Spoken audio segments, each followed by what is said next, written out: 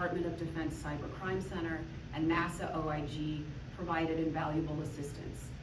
Today, the United States Attorney's Office and its partners announced the criminal indictment against a North Korean national working on behalf of the North Korean government's military intelligence agency.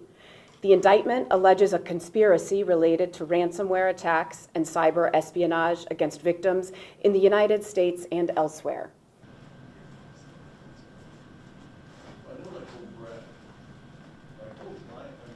Yesterday, a federal grand jury in Kansas City, Kansas, indicted Rim Jong Hyok on 1 count of conspiracy and 1 count of conspiracy to commit money laundering.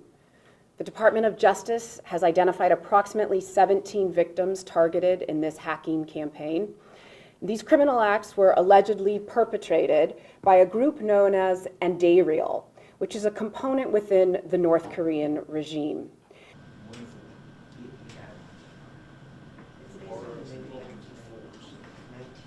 In early May of 2021, conspirators gained unauthorized access to a Kansas hospital's computer system. They used a previously unseen malware tool called Maui. The malware encrypted 4 of the hospital's computer servers, affecting medical services and patient appointments, and putting at risk the healthcare needs of Kansas citizens. A payment was promptly made on behalf of the hospital to the cryptocurrency address specified. The perpetrators left behind a ransom note demanding payment in Bitcoin in exchange for restoring access to the servers. It reads in part, and it is shown on the screen to my left. If you want to restore your files, you will need to make the payment. Otherwise, all your files will be posted in the internet, which may lead to loss of reputation and cause troubles for your business. Oh, you have the indictments. Okay. A payment was promptly made on behalf of the hospital to the cryptocurrency address specified by the hackers, and the hospital was able to regain access to its servers. Thankfully, the hospital contacted the FBI soon after the ransomware attack. And because of this early engagement and the hospital's ongoing cooperation with the FBI was able to identify a cryptocurrency account linked to the scheme, and the government has forfeited the funds and is in the process of returning them to the hospital.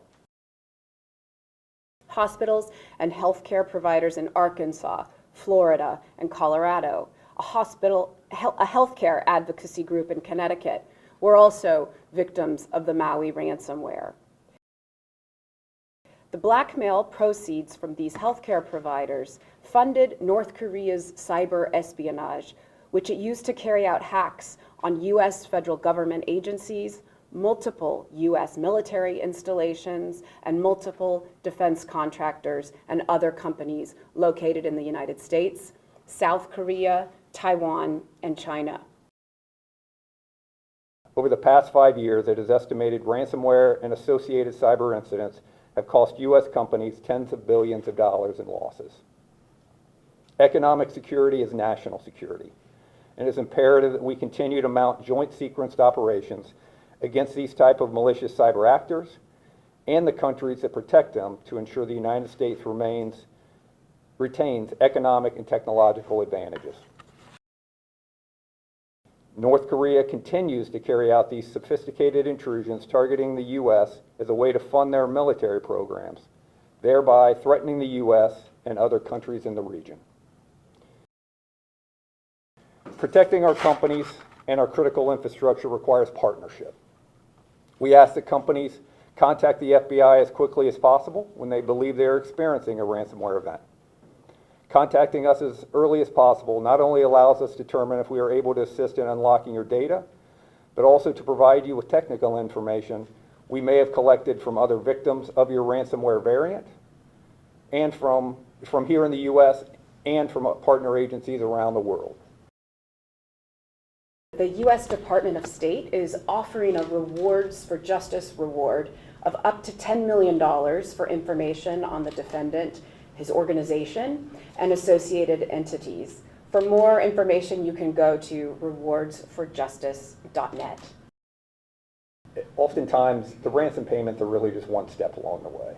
And our director has laid out at times what we've seen in other offices, that you have what essentially becomes a triple ransom.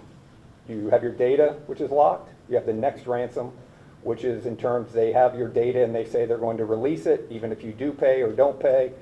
And then ultimately, they may come back because they're never going to give up the foothold they may have in your system, and they may actually do ransomware again.